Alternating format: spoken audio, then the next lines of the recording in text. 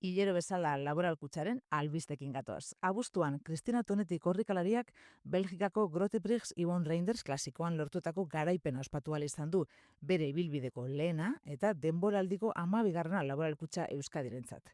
Gainera, laboralak Arriagako plazan, Bizkaiko hiriburuaren bihotzean, urtero egiten den herrikirolen erakustaldia babestu du, eta aste nagusiko hirikrosaren 27. edizioa.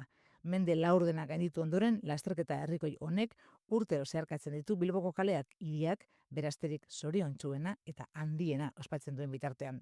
Eta kulturarekin amaituko dugu abuztuaren 26-tik 30 Miramongo Anfiteatroan, Donostian, dantz jaialdiaren 9. edizioa egin delako, laboral kutxaren babesarekin. Azken 9 urteotan, jaialdi honek lortu du bere hasierako asmoa betetzea eta normalean gaueko giroarekin lotzen dugun genero batekin hiriko programazio musikal oparoa osatzea. Hori guztia abuztuan, irailean gehiago.